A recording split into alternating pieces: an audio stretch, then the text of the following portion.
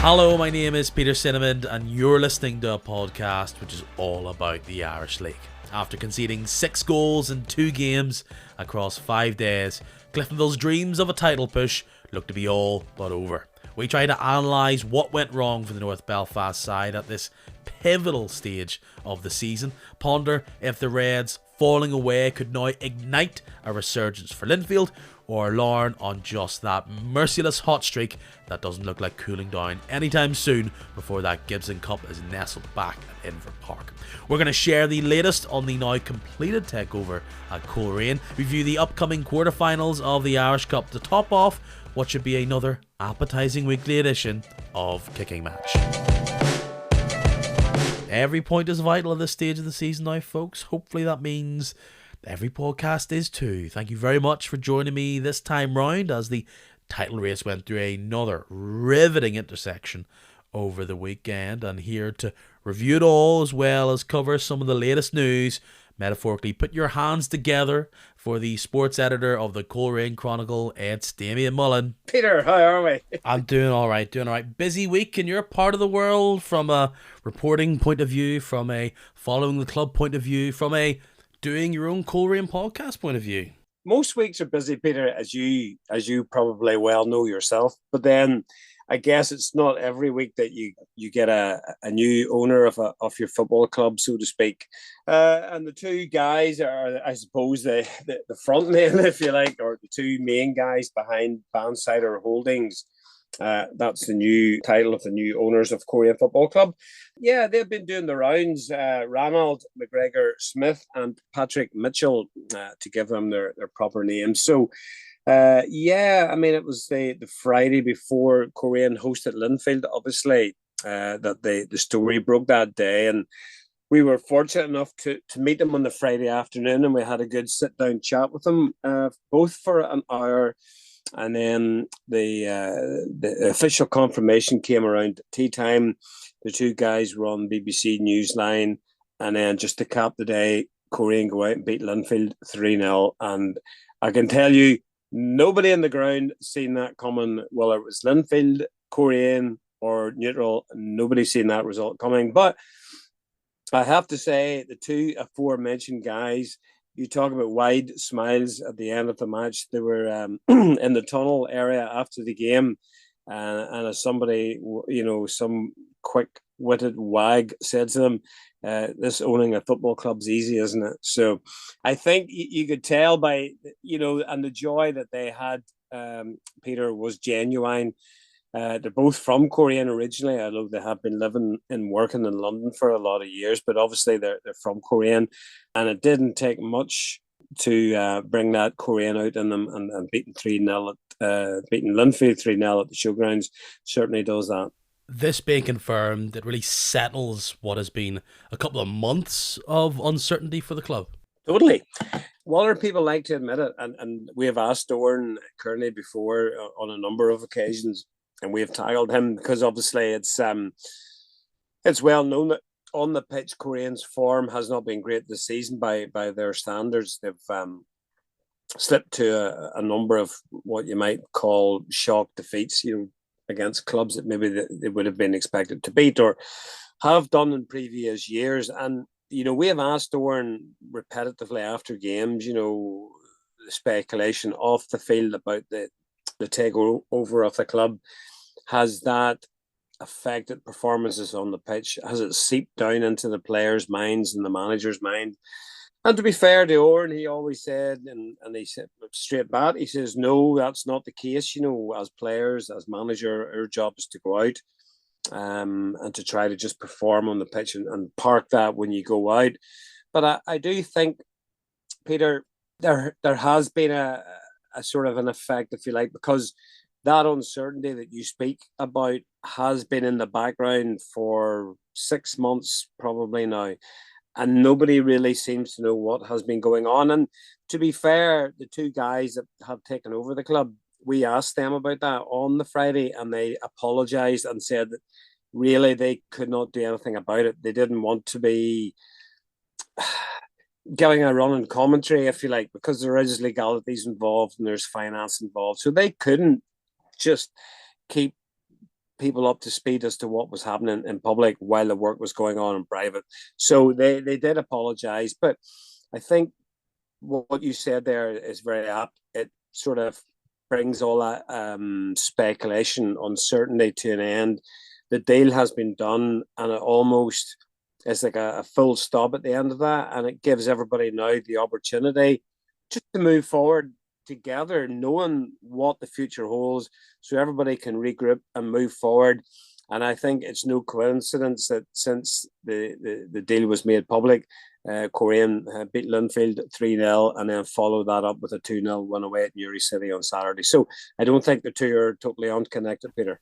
Amongst the fan base, not only has the story rumbled on, but there's then been apparent twists and tales if you look into some of the reporting around it. Right now, like the season's wrapping up. It's about getting your league position solidified. For the fans right now, do these owners now have a lot to prove to them, or are they now just happy that they've got this nailed down, and that regardless of what happens, they need investment in this club no matter what it's going to be, if it is to push on, if it is to keep up? And are they more just looking forward to the future, or do they have questions that they're going to have to answer? It's a good question, but my initial feeling is that the takeover and the takeover by the people that have come in has been largely welcomed by the fan base, and I suppose it's been much discussed, so it's got to the point where people are like, it's not out of the blue, it's not a shock, it has been on the cards. And I think people now just want to sort of get on with what happens next. The club previously was in the hands of the Friends of Coleraine, and they famously sort of took ownership of the club when the club nearly went extinct back in the past. So the Friends had to give their consent for the club to change ownership, which they did by quite a sizable majority by all accounts. So the fan base, largely, from what I can gather, is behind the takeover, the new ownership. And I think, Peter, when you strip it all back, it's like what you said there. It's almost that the Irish League is now at a point where fans, those guys that stand in the terraces and follow their club, they ain't stupid. And they kind of know where the Irish League is at the moment. They know where Coleraine is at the moment. And if Coleraine don't get some form of investment, they do see the possibility that the club is going to stagnate, or worse, go backwards. It's Larne have money, Glentoran, Linfield, Carrick Rangers now. There are probably other clubs as we sit here that are probably quietly, privately talking to people. And the feeling among supporters that I get is that it's inevitable that you have to somehow garner some kind of new finance to try to compete, if you want, with the likes of Larne, who, let's face it, are the benchmark for all other clubs in the Irish League, as far as I can see. I appreciate you taking the time to answer some of those questions. If you want to go a bit more in-depth and hear these new owners talk about their plans for the club, of course, I've got to plug this Coleraine podcast. That's correct. We had the guys on. They very kindly give us a little bit of their time. I think they were both back in London when we spoke to them on the podcast. It's currently out in podcast land. Is that such a thing? Podcast land, is that a word? It's out there at the moment, and I have to say, the two guys are genuinely very approachable guys. You know, they're as I said, they grew up, went to school in Coleraine, went to Coleraine Inst, Irish Society Primary School, and then Coleraine Inst. Left, went to university in England, settled in London. One was a banker, one was a solicitor. And they are the genuine guys, and they do seem to have the best interests, not only of the club, Peter, at heart, but also the local community. And I think that's a very important aspect in this whole takeover ownership. It's not just like some randomer has just landed and put money into the club and decided, oh, this is a plaything for me, I'm just going to put money in, and if I get fed up, I can leave it again. These guys have their roots in the North Coast community. They still have homes here, the family here, the friends here that go to the matches. And from my conversations with them, what came across quite clearly was they don't envisage like what you might call a quick fix. They're not coming in and going to just throw money at the team and give Warren carte blanche just to go and buy whoever, what players they want at whatever price. That's not, I think, the way that they foresee things. They said on a number of times I spoke to them about sustainability, about building foundations. And I think that probably encourages supporters too, because we all support clubs, whether it's Irish League or whether it's across in England or wherever. And we all are wary of new owners coming in. You know, you do get that fear that they're just going to throw money at the thing, and if it doesn't work, they're just going to disappear as quickly as they came. They sort of seem set for the long haul, talking about sustainability of the club, as I said to you. And what was also notable as well, Peter, was that while these two guys are in the club at the moment, they did say on a number of occasions that they probably will be looking and drawing in further investors as we progress. So it's maybe again similar to the Kenny Bruce Larne project, if you like, if I can use that word, where Kenny Bruce came into the Larne, pumped a lot of his own money in, and then just I think just at the weekend there, we've seen Larne getting a new investor coming in as well. And I think that seems to be the model that these guys are looking at as well. Yes, they're the initial investors, but I think as well they are looking at investors coming in from people that they know in London and also maybe in the United States as well. Just while we're here, we'll talk about the game at the weekend after demolishing Linfield. Let's just say it to be triumphant for yourself. The week before, I did think and go, this could be a typical banana skin game, but Coleraine were able to win out against Newry for their first back-to-back victories in the league since October. McKendry scored a spectacular goal, then Shevlin was able to make it 2-0. Nice to win on the bounce, isn't it? It is. I guess it was a real acid test of where the players are. Like you say, and Oran admitted it in his post-match press conference as well. He goes, it's very easy getting up to play Linfield at home on a Friday night under lights in front of the BBC cameras. Anybody can do that. You and I, Peter, we could get up for a game like that, right? It's a whole different ball game, literally, going away to Newry City on a Saturday. So the scenario was there that if you were a Coleraine player, you know, it's almost difficult then to get up for that game against the Newry. And to their credit, they did what they had to do. Conor McKendry, as you say, he got them off to a great start, scoring after 6 minutes. And I think that was the key to it. Was a settler. It just let them get their foot into the game. Matthew Shevlin, as you say, second goal in successive games, headed them 2-0. They had the luxury of missing a penalty. Jamie McGonigal seeing his penalty save. I'm sure you thought when that happened, you're like, oh no, this is where it starts. That was all part of the plan, Peter. All part of the plan.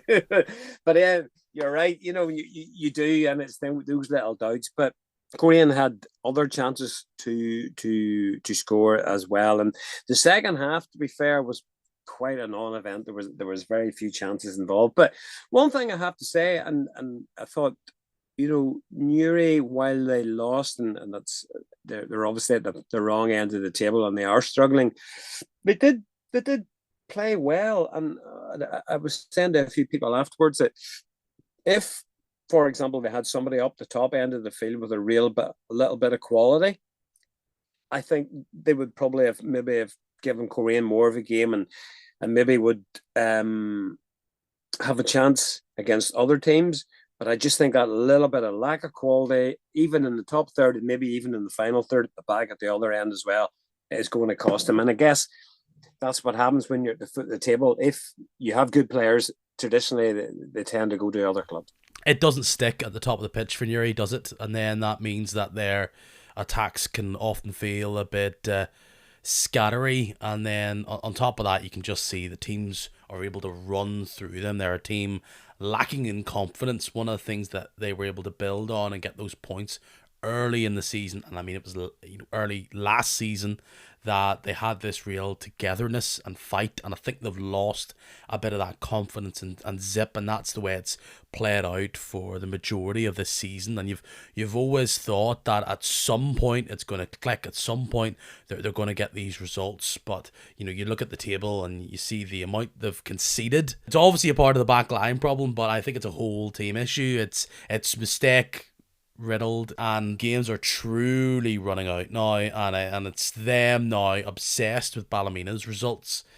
And you've felt maybe over the past few weeks, be it the Irish Cup or maybe just being able to catch one of the bigger boys not being on their game down at the showgrounds, but every single time that could have come up, it just hasn't happened for them. And if it does end up that they are not in this league next season, unfortunately the signs have been there from very, very early on.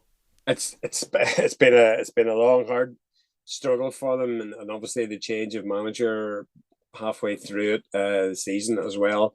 That doesn't help. But it was interesting talking to obviously Barry Gray after the game as well.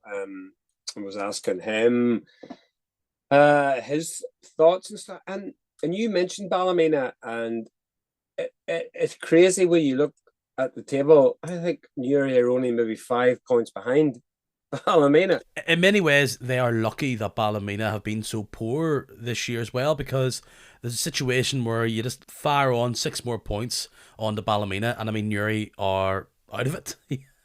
And that's even with the Dundela situation. Well, that's a big point there, because that will give the two bottom clubs in the Premiership that little bit of extra hope as well. But yeah, as I said, I was interviewing Barry Gray after the game, and I asked him, do you still believe that you can get out of trouble? Because all the signs would point to the fact that they're cut adrift at the bottom of the table and that they're effectively gone. But he goes 100%. He believes that they can still escape.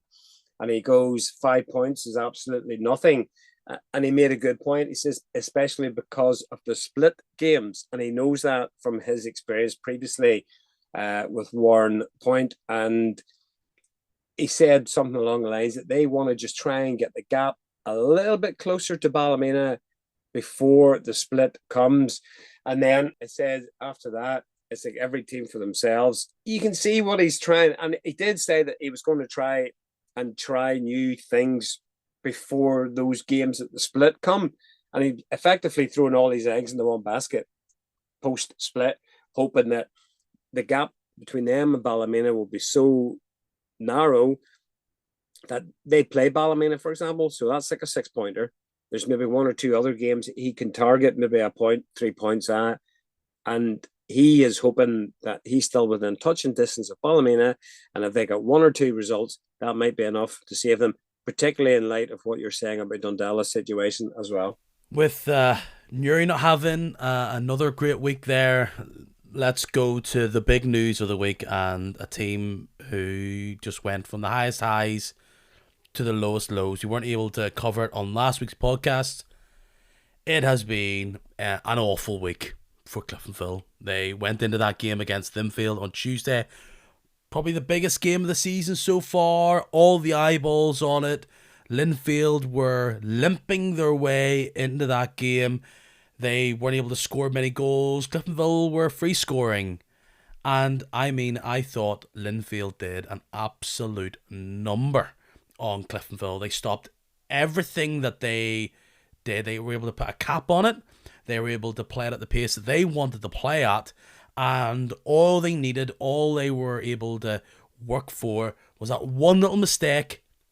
Cliftonville gifted that to them. And they get the lead, and they were able to suffocate Cliftonville as they panicked. They got worried about it.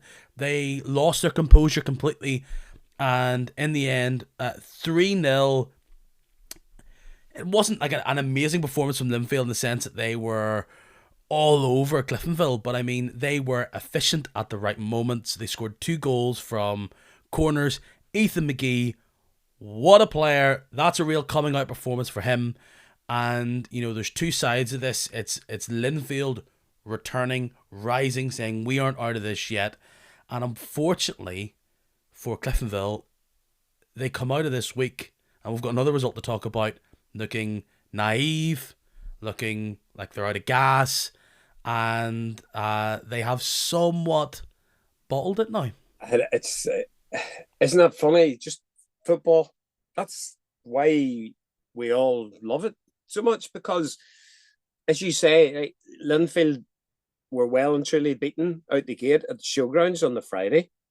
They had 1 point out of 9 possible points at that time on that Friday night. Against the team who Cliftonville had thumped the weekend before. Correct. So Linfield then go to Solitude. All the smart money would be on Cliftonville putting a further nail in Linfield's coffin, but it didn't work. And I watched that game, I think, as well. And as you say, Linfield just did a job on them. And by the end of it, they made the Cliftonville look like a very, very ordinary team, which they are not by any stretch of imagination, because having watched Coleraine play them a number of times this year, like, we make them look good. Let's be honest, instead of the games that we've played. But Linfield were just, that was peak Linfield. Peak Linfield. I mean, Chris Shields was superb. Jamie Mulgrew was just Jamie Mulgrew that we all know. And I thought one player I really thought had a great game was Matthew Fitzpatrick up front. I just thought, like you talked about, Newry earlier about nothing sticking, and I thought the complete opposite was with, like, Fitzpatrick. Everything went up to him and it stuck, and he was able to bring players into play, and he led the line superbly, and Linfield took their chances, and by the end of it, as you say, Cliftonville looked a spent force. And then, I'm sure you're probably going to bring it up, a couple of days later they go down to another defeat, which, looking at the table now, yes, I know there's games to come, but you really look at it and you would think it's nearly like a 2-horse race now. In both those games, Cliftonville looked like they'd lost. Less or so in the Dungannon game, they lost all their flair, all their focus, and they looked a bit skittish, like they were rushing to try and get the goal straight away, even early on in the game. And what Linfield were able to do at Solitude was restrict Cliftonville to these long balls. And I'm sure many Red fans are saying this usually works. Ball from deep, Hale's able to pick it out of the sky, and then one-on-one, he's happy to take on any player in this league. But again, Linfield were just winning those one-on-one battles, and absolutely Shields was a rock at the back for them, and that's a huge blow now that Linfield have him out for the rest of the season. He came off with his knee looking a colour that it really shouldn't look like. It was violet, so he's been a real soldier for them in there, and they had their chance to shake it off and go again at Dungannon. And I mean, you talk about a side that has been a spoke in the wheel for all three of these title chasing sides. They've done a number on every single one of them, and it was Cliftonville's turn on Saturday, 3-1. They take an early lead from a poor goal. Nothing is working for Cliftonville. They're taking pot shots when they should have kept the ball. They're not getting the shots on target. They eventually are gifted an equaliser, and you're thinking, here we go. They're going to go through the gears, pressure, get the goal and get out of here. And Dungannon just had no fear and threw all these players forward. And unfortunately now, I think we've seen this Cliftonville backline has been bending in recent weeks, and over the past 7 days they have broken. And I think many people will point to losing a player like Turner, trying to fit others in. How has losing Chris Gallagher, has that maybe destabilised them too much in these big games right now, as he's playing great for Larne? So it's just so disappointing for Cliftonville, because I mean, there is a 6-point swing that they could be looking at, and they think they've got momentum with Larne twice on their hit list, but now they've got it all to do. They have. I'm looking at the table, and they're 6 points behind Larne, and Larne have lost one league game all season. And the way that Larne are set up, the way that Larne play, given that the experience of winning the league last year, what it's done for them, you don't see Larne throwing away too many points. On the back of that, you really got to think that Cliftonville have too much to do, and it's a strange one. I just thought they looked like they didn't have the belief. They looked a little bit rudderless, or a little bit not like what you normally think a Cliftonville team looks like. And I'm just wondering, have they felt the pressure? And it's a big ask because they have been up there all year, but they're up against, if you like, two full-time outfits. And I'm just wondering, when it gets to this latter stage of the season, does that count for something? That's what I wonder. I think just in the way they've played, composure's been the problem, because even when they make that mistake in the second half, because they came out in the second half against Linfield and they had got a talking to, and I'm sure what they were told to go and do was get your foot on this ball, start playing your passes to each other on the ground, and let's start like running this team out here. And they were attempting to build themselves up to that, and then that goal just took all the puff out of them, and they looked slightly panicked, as if, oh my goodness, we only have 40 minutes to go here and we need to score 2 goals. And that played completely into Linfield's hands, because they were happy to see the game out at that point, even with the guts of 40 minutes to go. They were more comfortable on the ball, and there was just tiny mistakes here and there, and you can see that in that performance against Dungannon, that it was, they just weren't able to play their style of football. And maybe it's some sort of trauma from the past few years, because a lot of this nucleus of this team has been in this position before.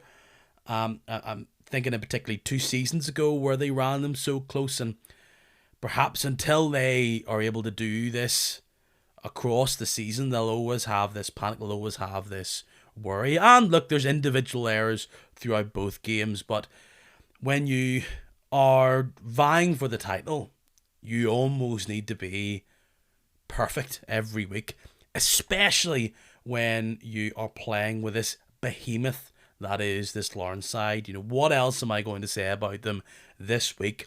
Another week where they win out, another week where they just have this swagger about them, this intensity.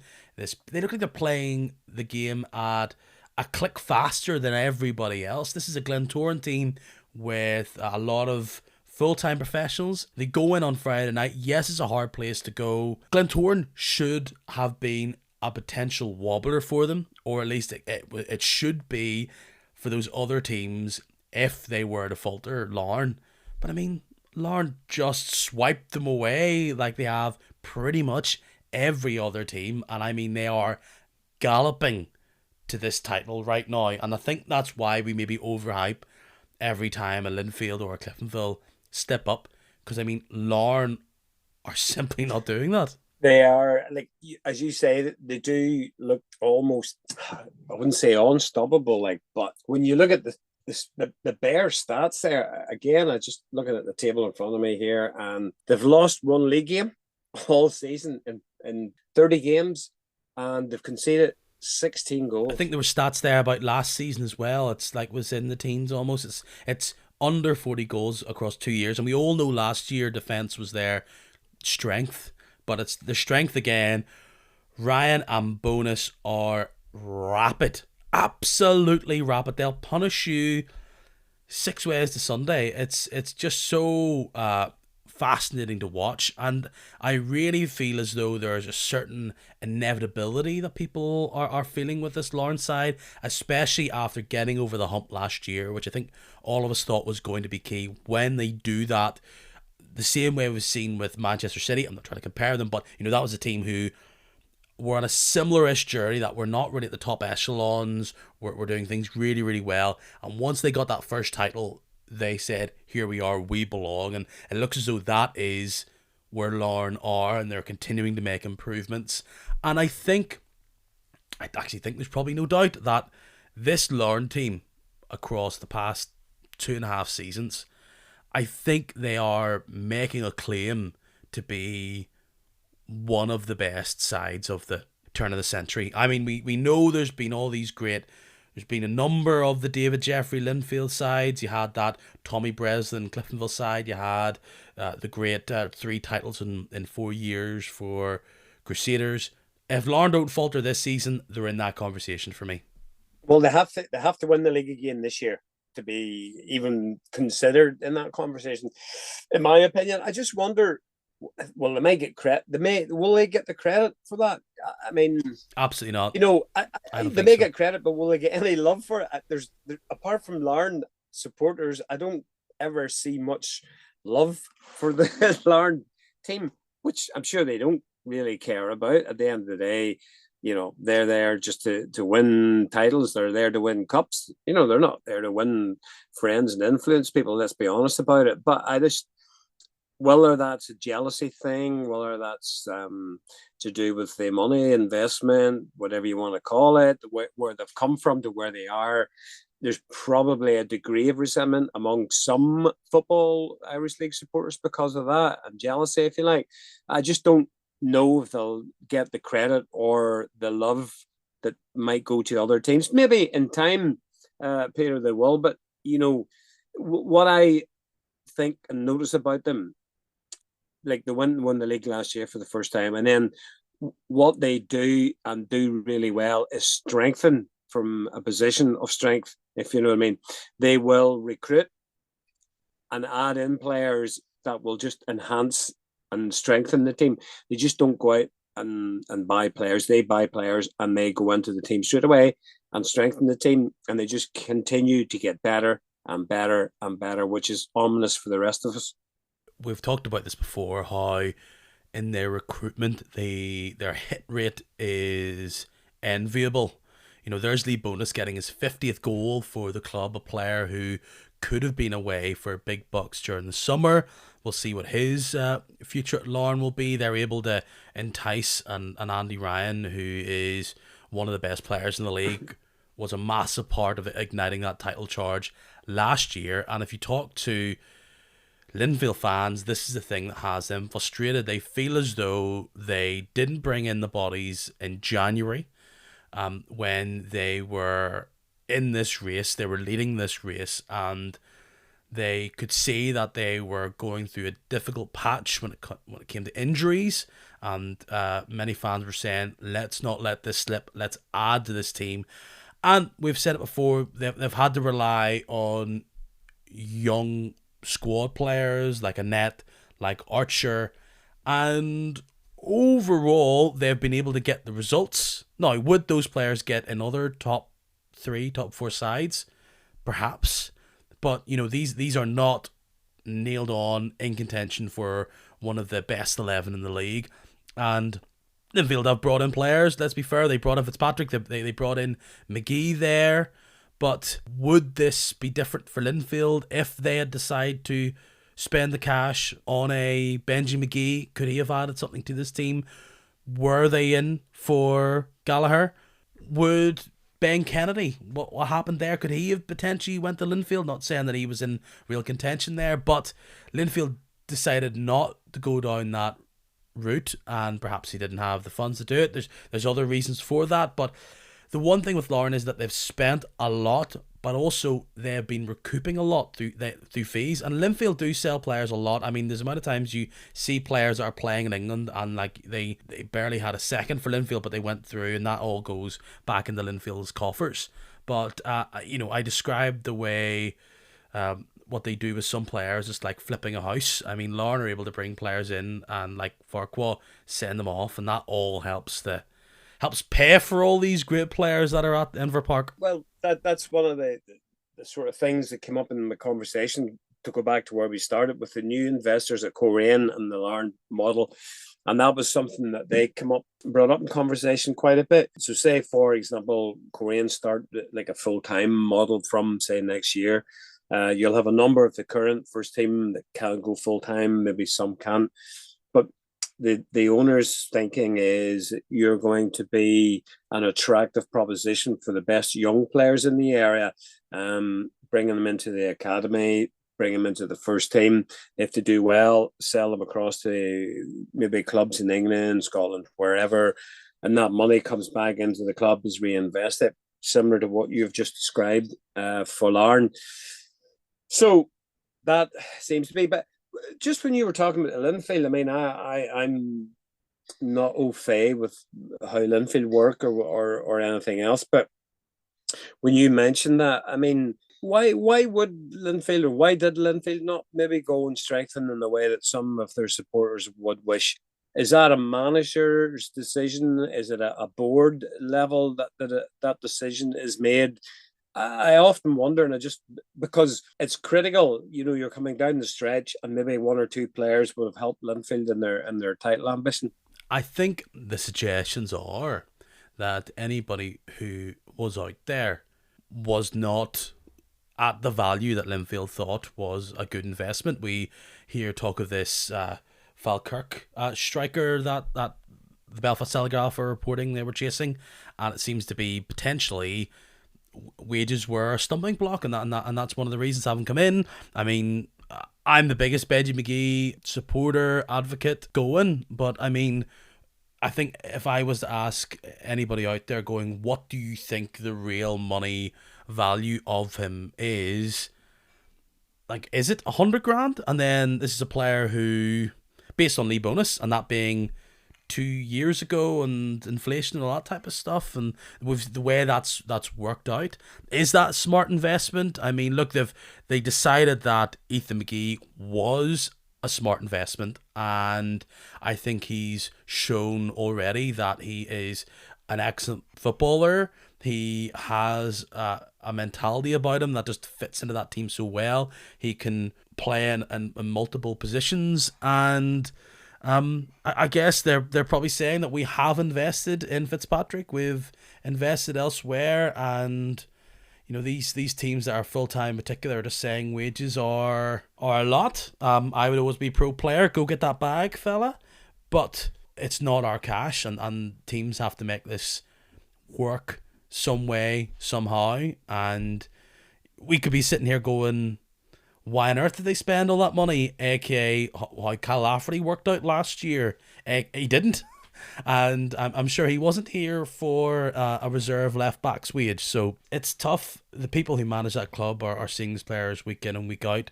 And he's backed them. And you know what? If they were sitting here 6 points ahead of Larne, like they have been at points this season, well, wouldn't we be the silly ones? Look, there's Larne going out spending money on Ives, going out and getting Chris Gallagher, and you know what? We're happy here with the players that we've brought in through this club, and we're potentially going to win the league. So it's easy one way or the other. And as gambles, there's no one way of doing these things. To reflect on Linfield's week, I mean, they're able to do what Cliftonville would like to have done at the end of this week. They get their 6 points. Happy days. And they do it fairly methodically. 2-0 Ballymena at home. I mean, I'm sure the odds were great in Ballymena's side. I think I read a stat. I think it was maybe Stephen Alexander put it out on Saturday. I think Ballymena had one league win in their last 41 visits to Windsor Park or something. So, I mean, I think a 2-0 Linfield home win was to be expected there. But it's like what you're saying. Linfield, prior to that week, had a bad run of games, as I said to you earlier. 1 point out of 9, then they win their 2 subsequent games, and they're kind of back in the title race. So I think everything that we said about Cliftonville can be taken with a pinch of salt too, because yes, whilst it has been a bad week and they have dropped 6 points, wouldn't rule them out entirely just yet, because it's like what we said earlier, post split, a lot of things can happen. The top teams are taking points off one another on every Saturday, every weekend. So if you're still within touching distance, you have a chance. But Larne don't show any sign of weakness, so they still are the favourites. But yeah, Linfield are keeping them honest, and that's the good thing about it. They're a point behind, having played a game more. But at least David Healy is putting a little bit of pressure on Tiernan Lynch and his guys. Elsewhere, we're still looking at the middle of this table and who's going to snatch 6th in the short term and then snag 7th in the long term.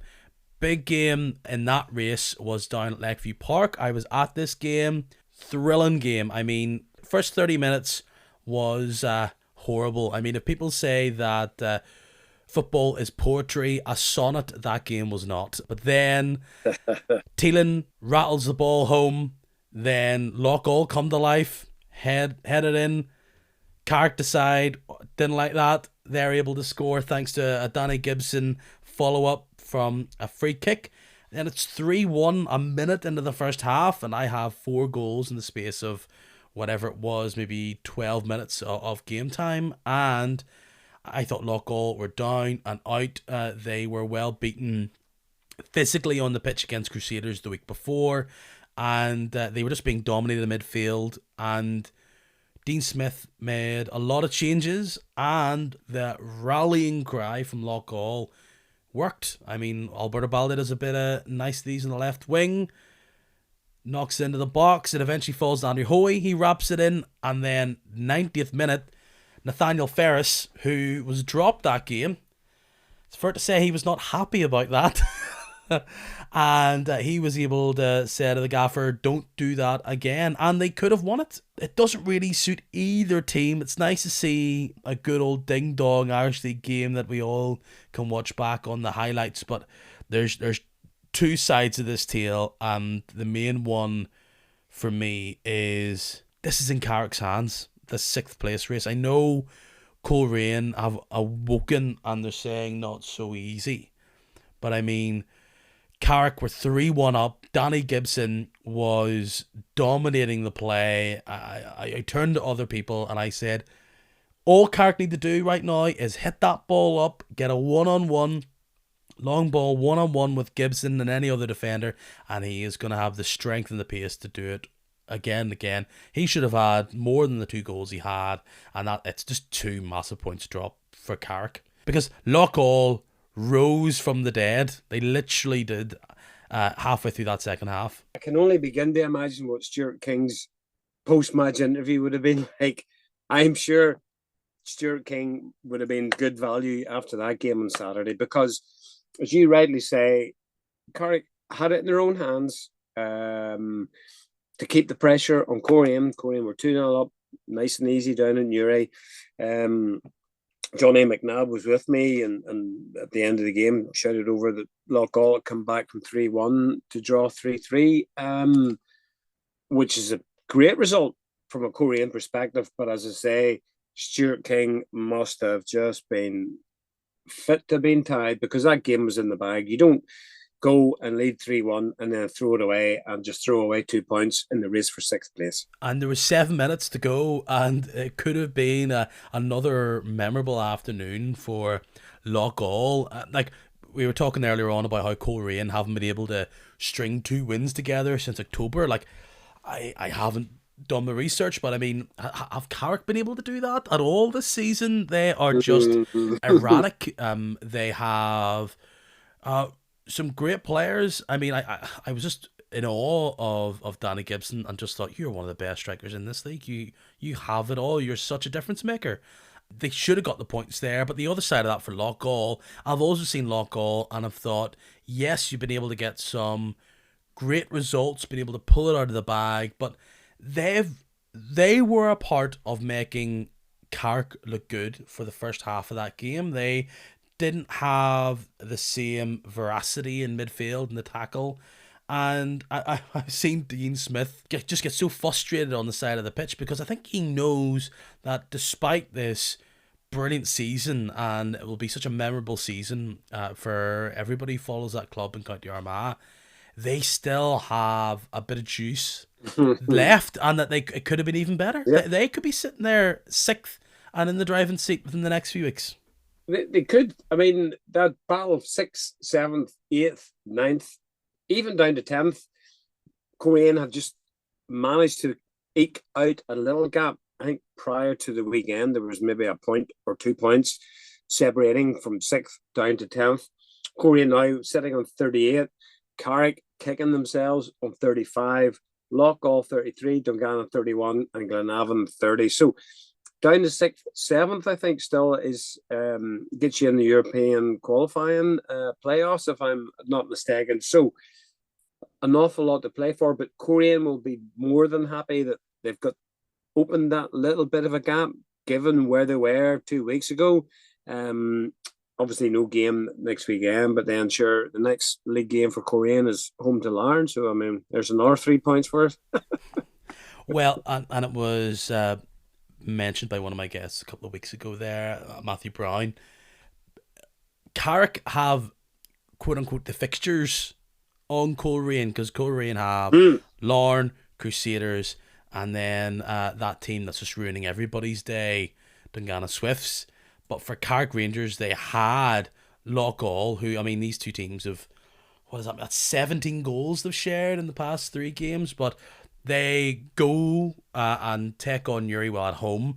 They then go to Ballymena, and then, well, Linfield at Yeah. home isn't particularly easy. But if you're gonna lopside it and go 2 winnable games, one Yeah. not so much, Coleraine are the opposite of that. So it could go down to goal difference. And I mean, there isn't a massive difference between 6th and 7th, bar that one home game that you would sneak in, if I remember. But the problem is that if you miss out, you then have got these other 5 games you've got to go, and then you've got, and your 7th isn't guaranteed. So I mean, it's like you miss out on the little safety ledge, and then everything goes away. So yeah, I mean, Carrick, it's been, if they were able to get 6th, it would be their best season in maybe 30 years. You know, genuinely, this is up there with one of the best ever Carrick Rangers teams. But again, a bit like Loughall, there have been mistakes. Let's wrap this up here. Glenavon Crusaders are they back? I guess it doesn't really matter because they're getting themselves all revved up for this European playoff. 2-0 at home. Such a weird goal for Winchester, and this boy Ben Kennedy's back scoring goals for them. Yeah, talented boy, isn't he? You know, he he's a talented boy. I don't know what his personal circumstances are. I mean, I know that there was rumours and he was going to leave the club, and maybe he was on the transfer list or whatever. But certainly, he seems to have got the head down, and while he's going to be at the at the Cruise, he's going to continue doing his best and helping them do whatever. Scoring goals will certainly help in that respect. I think he'll have no shortage of suitors if he does decide to leave Seaview. But the Cruise, I suppose, and Glens to a certain extent too, are almost in that sort of strange position there, really, where they're not really challenging for the league title. They can't really probably automatically qualify for Europe. They're not going to drop out the top 6, so they're kind of, how would you describe? I wouldn't say going through the motions is probably not the right description either, but it must be a difficult one too, isn't it? You know, where you're just mentally knowing that you're sort of almost playing out time to get to the end of the season and get to the European playoffs. And I know that that's been the situation for Coleraine over past seasons, and it is a very, very strange one mentally, where you know that the results in the games, etc., yes, you go out to win, but your focus is really on what happens at the end of the regular season, if you know what I mean. That's when it really counts. So strange one for the Cruise and the Glens, but there's no doubt they'll want to be finishing the season in good form, and then taking whatever momentum they can into the playoffs, and hopefully getting the European place that way. For Glenavon, plenty of players brought in January. There's been a few bright sparks, mainly Duna's the man for me. I just really like him when he gets on the ball. Can be a bit inconsistent when he has to deliver that one big final ball, but I mean, he can really get you off your seat. But I do think this Glenavon team will have a bit more work to do in the summer. Again, I just don't think this team is just exactly where it needs to be. Yes, a bit more seasoning could help them, but I think if they want to get back up into the same place of Carrick, and look, Carrick where they are, and they've invested a lot. You look at that team, Joe Crow's floating around. Danny Gibson was it even a risk? But it was an investment there to bring him in. So, you know, Glenavon will continue to build that team in the summer. For Crusaders, I'm really going to miss Heatley. Like, even now, if it is confirmed he is going, I mean, he is still magic on the ball, breaking away like he's some scampy 22-year-old. he's going to be a big loss next year for them. Like, you cannot replace a player like Paul Heatley, even at 37. Is he 37? Aye, he's good. Like, and he's the kind of player, if he's in your team, obviously the Cruise fans love him. Opposition fans, maybe not so much, but then that's a compliment, isn't it? When opposition fans don't particularly like a player, you can take that as a little bit of a backhanded compliment. But listen, what he has done over the years in the Irish League, he's been outstanding. And those sort of years there where he was playing with Gavin White and Jordan Owens up front, that front three, I mean, that's as good probably a front three as you could ever hope to have. Big Jordan, big target man up front, and them two boys flying in from the wings and contributing and scoring hat load of goals. So yeah, he'll be missed, and as will Stephen Baxter as well. I mean, big. He's going to be a big loss as well. He's been there ever since I started working in the media around here. So to have a Crusaders team, I suppose, without Stephen Baxter in the dugout and without Paul Heatley up front, yeah. But then nothing stays the same forever, Peter. Yeah, and I hear you, Crusaders fans. He's 36, but he would be 37 next year. But yeah, big changes, as we say here. Crusaders, we're just got to enjoy one final big tour around the grounds while they still have some of the big hitters. It's like doing a Jurgen Klopp, aren't we? Pretty much just waving goodbye to everybody else and winding them up along the way. Incredible team. Before we get into our little collection of Irish Cup games, just thought I would reference some of the results that I think everybody suddenly has an eye on, and that's in this crazy town that is the Championship. I mean, if you were sitting there on Tuesday night and you thought it was a bad night for Cliftonville, have a think for Portadown fans who had to watch their team get thumped by Newington, after a couple of poor results for the Ports. I think they drew 2 games in a row and then they lose.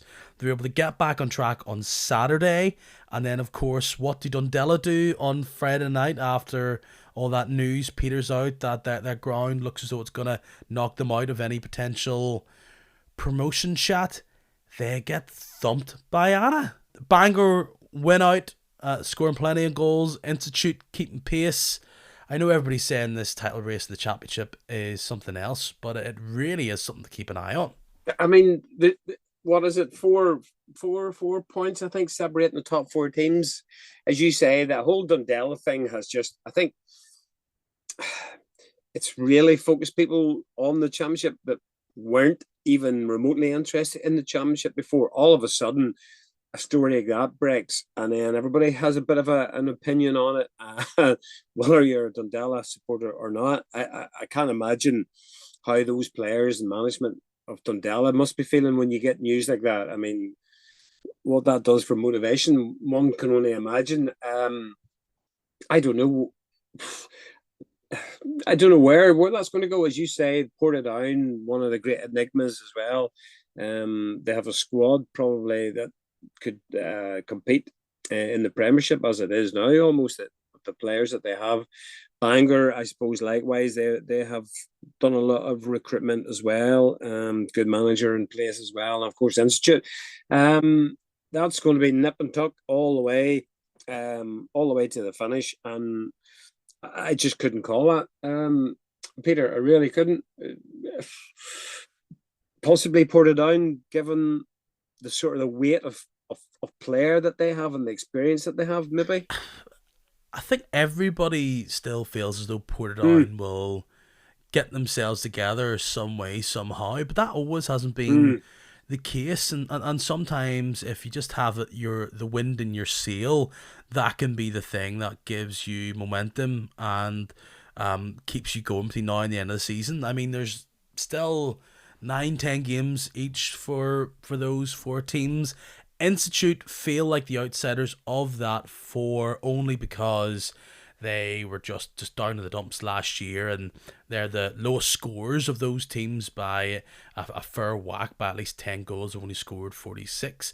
But I mean, they were able to bring in a couple of tidy wee players in Michael Kennedy and McGinty, and I mean that's a tough old slog for those other teams going up to the Brandywell, and perhaps if they play up to their ability, they could really give this a go. I mean, it's just going to be who can string this along, and at the minute, none of them seem to be doing that, because I mean, you look at the form table for all five of these teams, and neither of them have been able to get 4 wins. It's 3 out of 5 for Dundalk, 3 out of 5 for Bangor.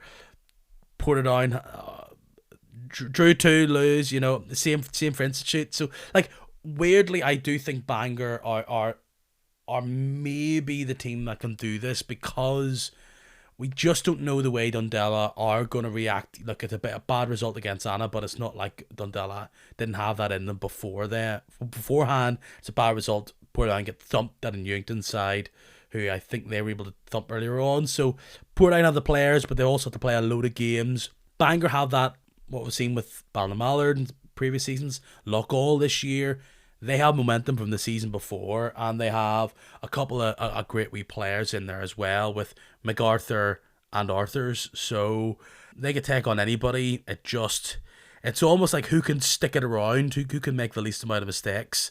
But all 4 of them, their big problem is they've conceded so many. You know, you look at the top there of Larne, and they've only conceded whatever it is, 16 goals.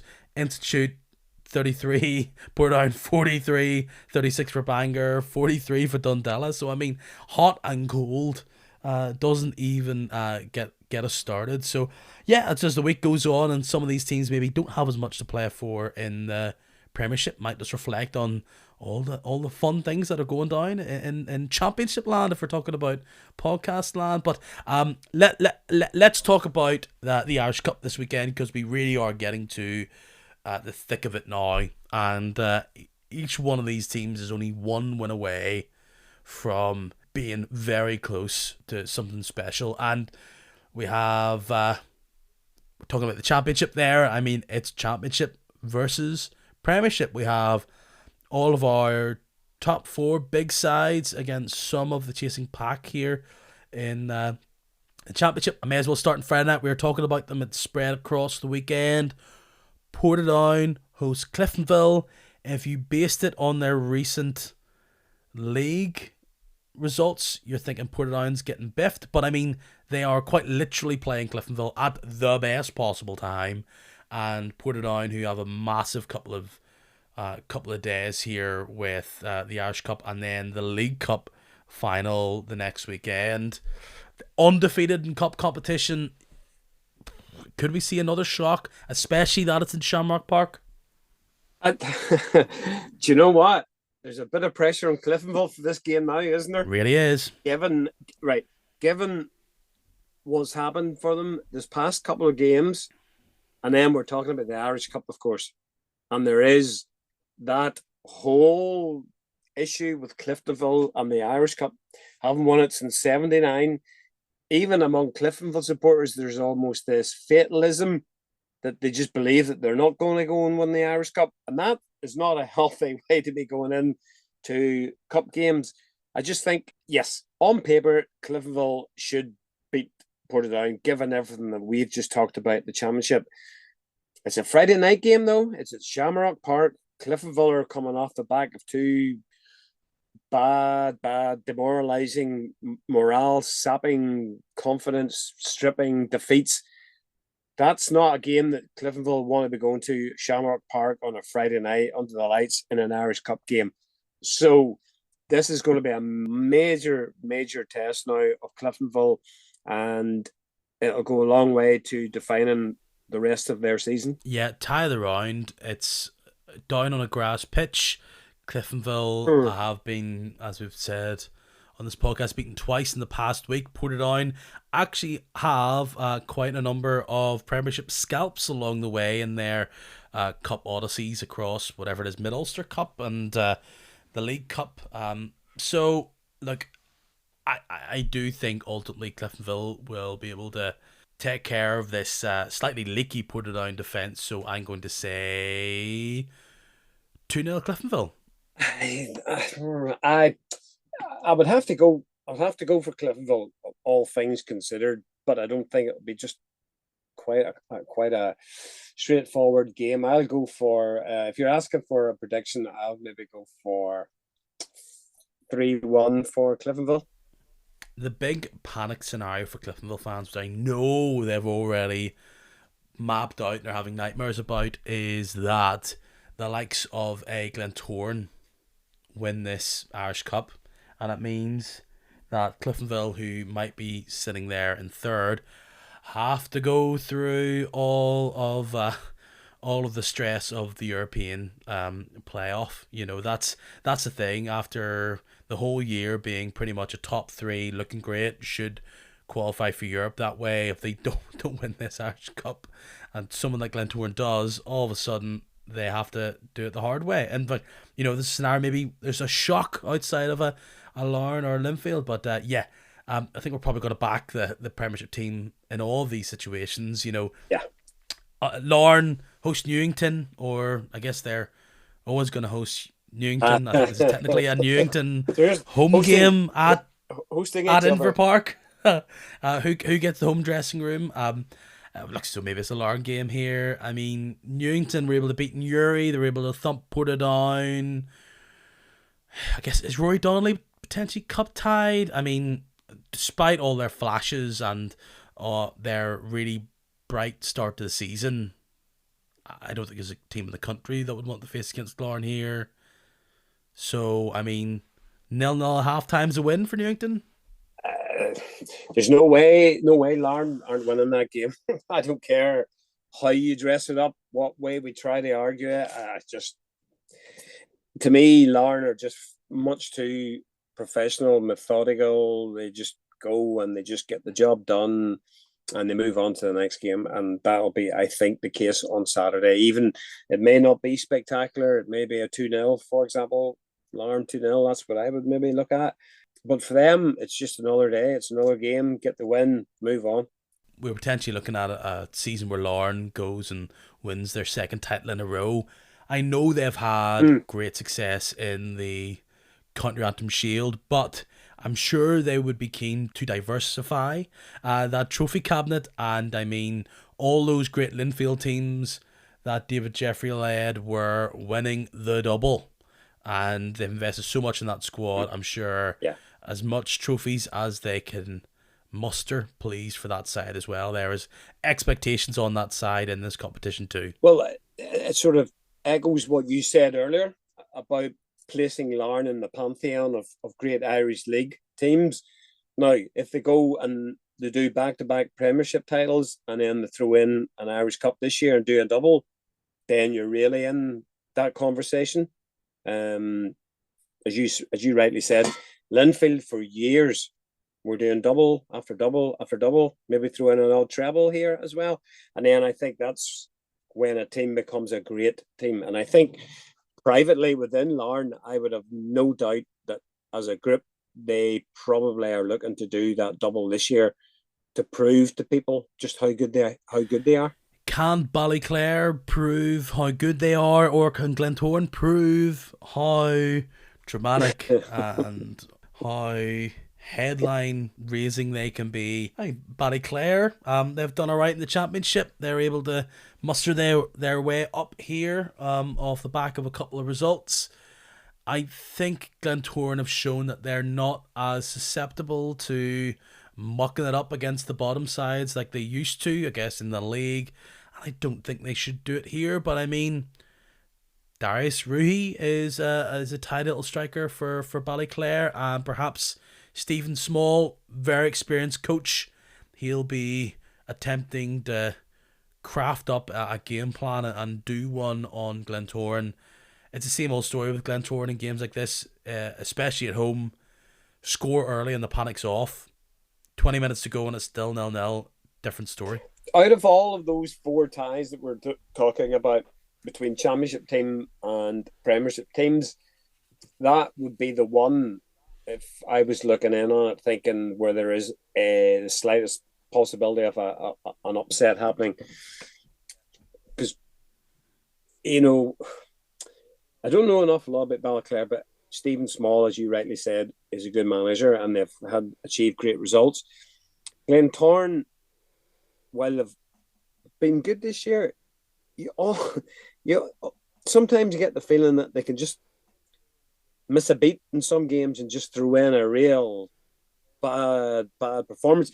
Although perhaps increasingly that's becoming less of an issue. I think Warren Feeney and the players have started. There's a modicum of consistency in the performances now that maybe you could argue wasn't there earlier on the season. So you would expect Glentoran, especially at the Oval, to get through. And they beat Newry for 8 there last week. So they know how to score goals, obviously with the firepower that they have. So what I'm saying, wouldn't be surprised to see Glentoran win by 5 or 6, and equally you wouldn't be surprised to see Ballyclare cause an upset. It's kind of that kind of a game, if you know what I mean. I think Glentoran are going to get through, but I mean Ballyclare was able to go to Dungannon and upset them. I think 1-1 goes to penalties. Glentoran sneak their way out. There's my prediction that I haven't had a great record with in recent weeks. Institute Linfield, a definitely confusing one, I must say. Like, chatting to any art fans out there, they feel as though they were apologised to for the situation in regards to their game with Institute. We all know about eligibility issues in this league, and then after 2 reviews, it didn't go their way. They'll be irked by that, but going up to the Brannywell, no easy thing for any team. I just do not think Institute has the bodies to scare this Linfield team. I think Linfield are a much more impressive team from every aspect, from skill, ability, fitness, experience. I think this should be on Sunday afternoon. I think this will be Linfield's. Yeah, I was at the previous round, the Institute Ards game on that particular day, and it was funny. We were leaving, and the draw was being made, and I asked one of the Institute guys, who did you want in the draw, and he goes, "Oh, Linfield away," and I goes, "Well, sure, you'd be better getting them at home." And then, of course, we walked to the car, and the next thing, I come on the radio in my car, and I seen the guy, and I goes, "Oh, you got Linfield at home," and he didn't quite believe me. But I think I would probably echo everything that you said,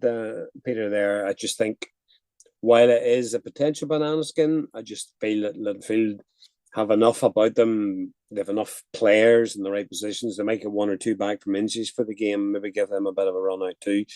I just think they'll have just a little bit too much firepower and too much know-how as much as anything. While Institute will give it a good game, they'll have a good support. They'll enjoy the occasion, obviously. But I don't foresee a shock there. But it's just interesting. It's like obviously a Sunday 1 o'clock start. It's a brave early start for Linfield. Actually, when you look at it in terms of kickoff time, 1 o'clock start, what time you have to be leaving. So I'm not saying that's going to have an impact on the result by any means, but I'm just saying it's kind of unusual for the Irish League. You would like the record to show. What I'm thinking, it's unusual for the Irish League to have a 1 o'clock game on a Sunday. Other leagues, Scotland has it, England has it. Not often the Irish League or the Irish Cup in this instance has a 1 p.m. kickoff on the Sunday, which is unusual and it's to be noted, isn't it? There you go. Maybe Linfield will be up at the Bishopgate Hotel. Yeah, you never know. The night before in their tracksuits. You never know. No better place. Yeah, still on for Linfield there. So that's the Irish Cup. I'm looking forward to next week. Nice little double header, all going well. A little bit of a League Cup special next week with both the Linfield side and the Portadown side represented. But obviously that's in the far-flung future. We're now going to just say tally-ho for this week. Damian, I'm sure the people listening to this will have listened to all the podcasts here in the kicking match side of podcast land, including maybe if they want to catch up on the League of Ireland, where I did a bit of a preview with Kieran Burke, who is a League of Ireland podcaster, just in case you want to know a bit more about that league. But I'm sure we talked about it at the start. I'll be thinking, what were those guys talking about at the start of the podcast? About that thing about the Coleraine owner. Where can they find that podcast from yourself, as well as a whole array of interviews with Coleraine players and affiliates? Yeah, funny. There was something come up recently, just in our thing, and our podcast, the Coleraine one's been going 3 years just this week or this month or something. Which is quite incredible when you think about it. That's some going. Yeah, like all Korean related, and we have guests of all our descriptions. Get it in all the usual places, and Spotify and Anchor, etc., etc. So if you just type in, Google in Korean podcast, I'm sure you will find it. And we have a wee guest lined up for tomorrow morning as well. So we'll find out all about him later in the week. Excellent. Damian, been a pleasure as always. Thank you very much. Peter, pleasure. Thank you. Not gonna lie, not quite sure how I pulled that out of the bag this week. It was very much a Fred Wickwood performance for me, if you get that reference. I'm dosed again. I'm sure you can hear it, but we'll just leave that. I don't think there's any more time for frivolity before I go and collapse my bed next door. Thanks for checking me out again this week. Fun episode this week. Should be another fun one next week. Of course, if you're here at this point of the podcast, I definitely think you should be a subscriber, a follower of the podcast on your podcast platform, be it Spotify, maybe, might be Apple Podcasts. Just go to the homepage of this podcast, and the little wheel there, little button you can click, and it means that you get the most up-to-date podcast. You get a little notification to say once I've uploaded one of these. You can also follow the podcast on Instagram, Facebook, and Twitter. Till next time, cheers.